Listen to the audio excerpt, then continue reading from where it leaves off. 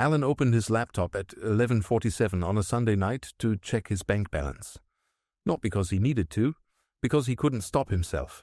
The number was the same as last week. A little less, actually.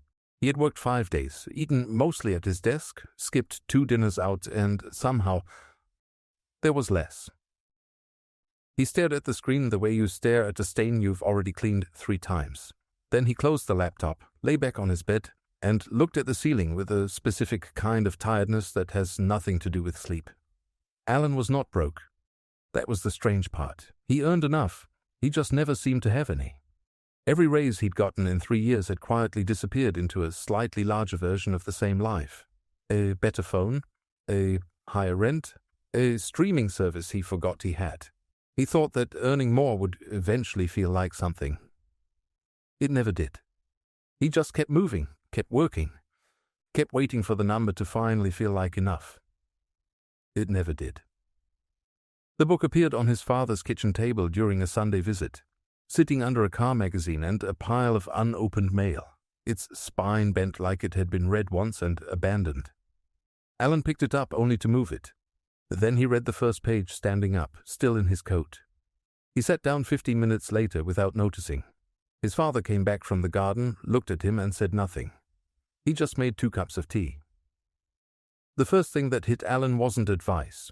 It was a question the book quietly planted in him. What exactly is he working for? Because Alan had always assumed work was the answer.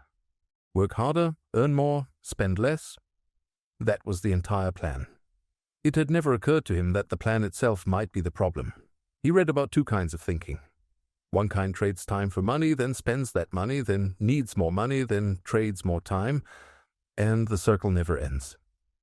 Alan recognized it immediately, not as a concept, as his own Tuesday morning. Then came the idea that changed how he looked at everything he owned. He started mentally sorting his life into 2 piles.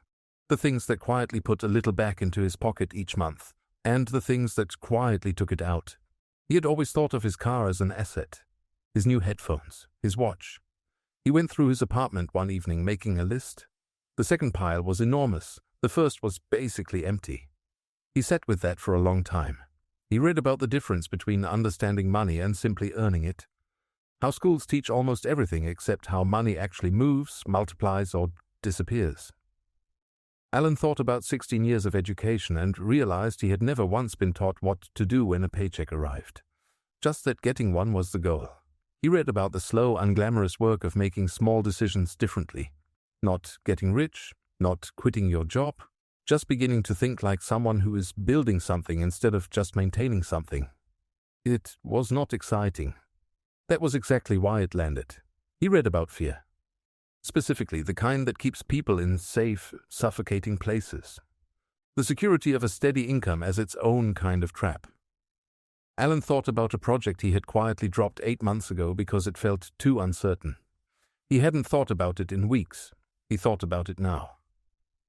3 months later, Alan still woke up on Mondays for the same job. Nothing dramatic had changed. But he had opened a separate account, just one, just small, and each month before he paid anything else, he moved a fixed amount into it. Not much. Enough to feel deliberate. Enough to feel like the money had somewhere to go that wasn't just through his hands. He still checked his balance on Sunday nights, but now sometimes the number was slightly larger than the week before. And for the first time in years, Alan didn't close the laptop immediately. He just sat there quietly and let himself look.